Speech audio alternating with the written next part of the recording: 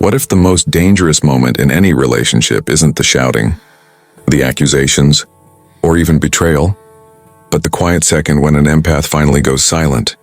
Not because they lost, but because they woke up. Stay with me, because what happens next completely rewrites how emotional power actually works.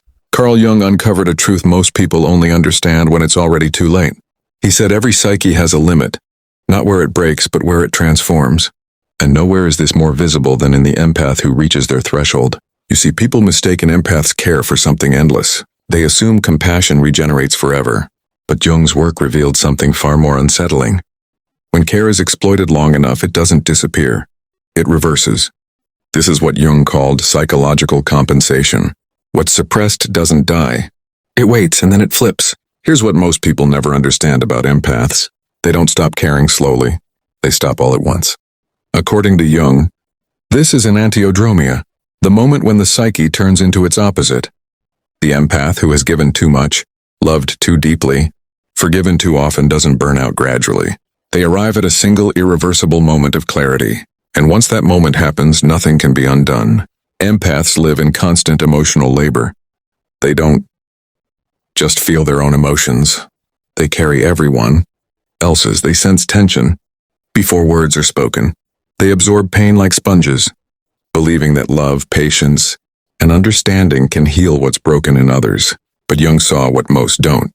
This way of living is not sustainable, and when the limit is reached, it isn't collapse, it's transformation. This is where the story takes a turn most people aren't prepared for. When an empath stops caring, they are not becoming heartless. They are becoming whole.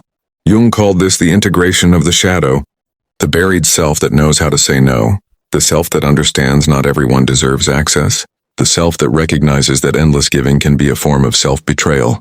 According to Carl Jung's theory of individuation, there comes a moment when every person must choose themselves. For most people, this happens naturally. For empaths, it feels like betrayal. They've been conditioned to believe that self-care is selfish and boundaries are cruelty. But Jung discovered something.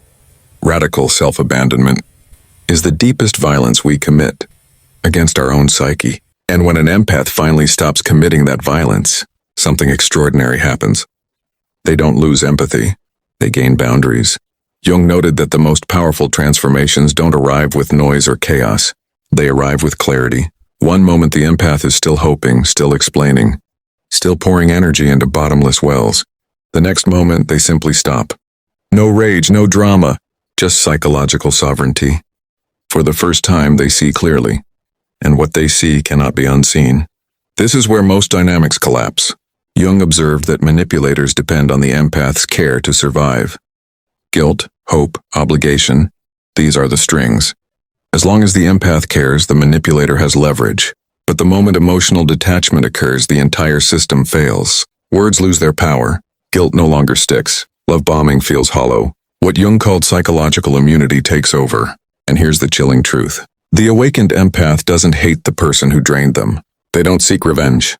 They simply see them accurately for the first time, without hope, without fantasy, without the belief that love can fix what refuses to heal. Jung called this radical acceptance, and it's freeing in a way few people ever experience. This is also where people get confused. They think the empath has become cold. But Jung was clear, this isn't bitterness, it's clarity. There's a profound difference between caring and self-destruction. Empaths blur this line because they were taught their worth is measured by endurance, forgiveness, and sacrifice. Jung rejected this entirely.